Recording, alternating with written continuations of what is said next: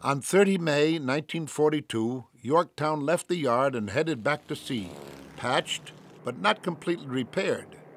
Under Rear Admiral Frank Jack Fletcher, Yorktown and her escorts formed Task Force 17. The day before, Task Force 16 had sortied, comprised of carriers, Hornet and Enterprise, and additional escort vessels. Both task forces left Pearl before the Japanese submarine pickets were in place. And I stood on deck and watched the Hornet go out and the Enterprise follow her, and the cruisers and destroyers that were our escort ships and so on. And I was aware that this was something like Nelson sailing to Trafalgar. It was a great moment in naval history. Here was an opportunity, and instead of being ambushed, you are the ambusher. and I think Admiral Nimitz, he made that big decision. I think he did it with confidence. Task Force 16 and Task Force 17 were sent to a point approximately 300 miles northeast of Kido Butai's anticipated axis of advance. The spot was open ocean, 32 north, 173 west, known as Point Luck. Nimitz was a brilliant person.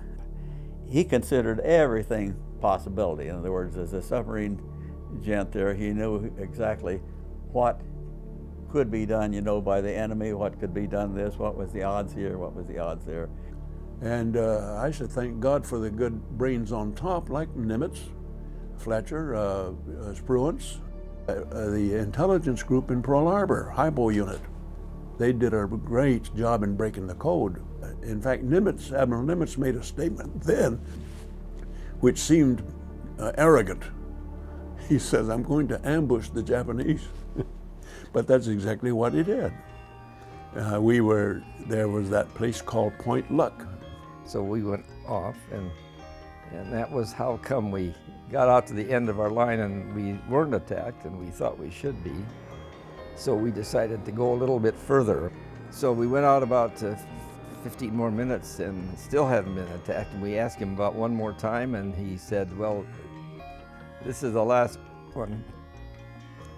We had gone about 5 minutes into that second extension when General Quarters' horn went off.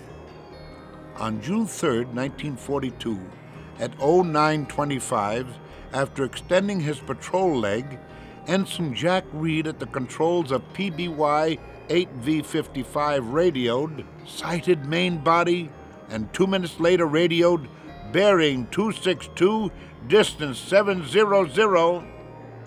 I immediately thought we were under attack, and I ran up between the pilots. They sit up a little higher like that, you run up like that between them. And I'm looking up, and they tapped me on the shoulder and said, "Look down." I did. That's when I lost my enthusiasm right there, because there was 11 enemy ships coming right towards us.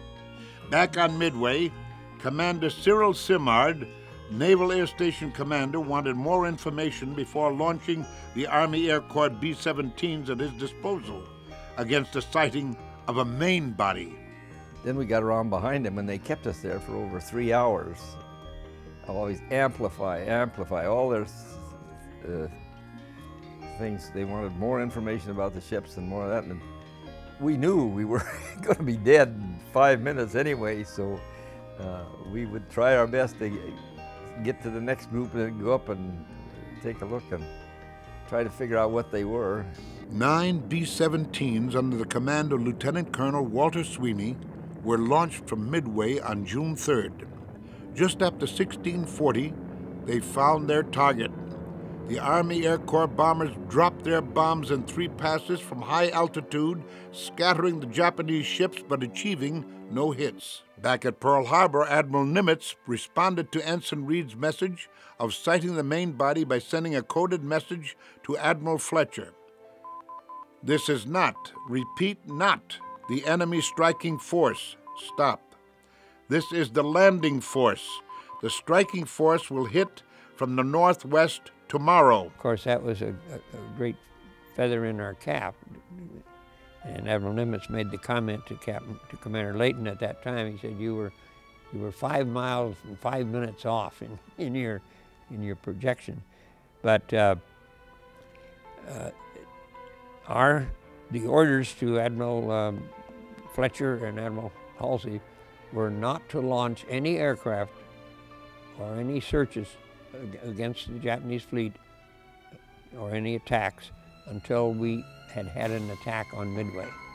In fact, our flight leader, Lieutenant Fieberling, had called us all together and said that the Navy knew that there was going to be a Japanese attack against Midway. The Japanese launched their aircraft from the four carriers of Kido Butai, and at 04:45, 108 enemy aircraft formed up and headed southeast toward Midway at 125 knots. The Japanese also launched a reconnaissance of their own.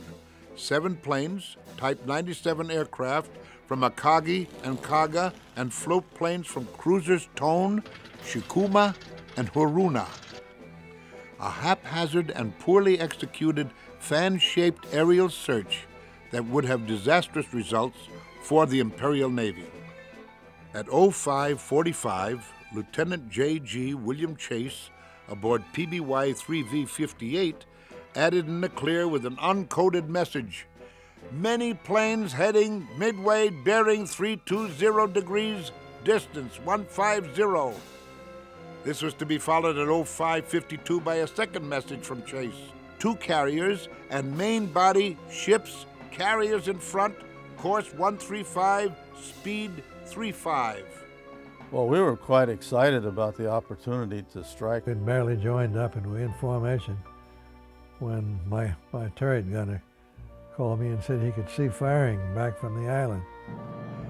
Midway defenders faced the Japanese attack with courage, but with antiquated planes.